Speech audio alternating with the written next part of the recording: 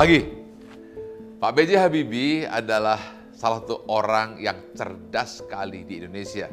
Sejak muda, Pak Habibie memang sudah berprestasi. Sosok Pak Habibie selalu lekat dengan pesawat. Ia bahkan menciptakan sebuah teori yang disebut dengan crack progression atau disebut dengan teori Habibie. Teori crack ciptaan Pak Habibie menjelaskan tentang titik awal retakan pada sayap dan badan pesawat. Teori ini sangat berguna untuk dunia penerbangan hingga sekarang Pak Habibie didapat julukan Mr. Crack karena jasanya ini. Pak Habibie memiliki IQ sangat tinggi, 200. Angka ini mengungguli IQ Einstein yang di angka 160. IQ yang tinggi membuat Pak Habibie terkenal sebagai sosok pemikir. Lalu apa rahasia kecerdasannya? Anda harus tahu ini. Yang pertama, suka belajar. Bagi Habibie, belajar bukanlah hal yang mengesalkan. Ia justru suka dan sangat mencintai belajar. Bagaimana dengan Anda? Pak Habibie juga sejak muda tertarik dengan pesawat terbang. Selalu penasaran mempelajari hal baru. Bagaimana dengan Anda? Mempelajari hal baru dalam pelayanan? Hasil belajarnya tidak sia-sia. Karena ia berhasil memimpin proyek pembuatan pesawat terbang pertama produksi dalam negeri. Pak Habibie tidak segan membagikan ilmunya ke generasi muda agar ilmu pengetahuan yang ia punya tidak hanya terhenti pada dirinya sendiri. Anda berbagi juga bukan? Karena Pak Habibie yakin jika berbagi ilmu tidak akan membuatnya kehilangan kepintaran, tapi justru membuatnya menjadi lebih pintar dan lebih lengkap.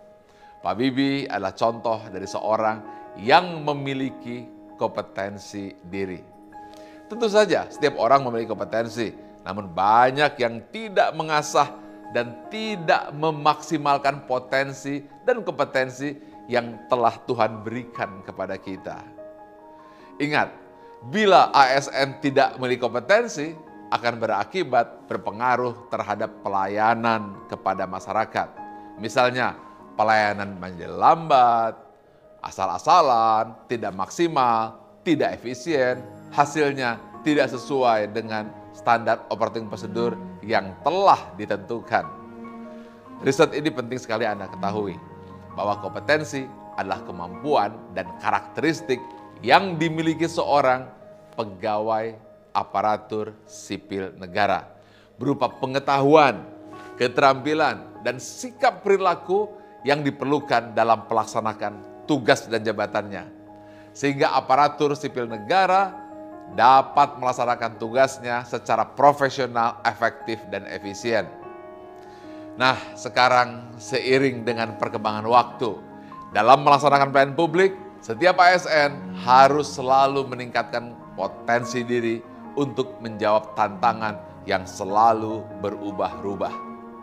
Saya akan sampaikan apa panduan perilaku kompeten.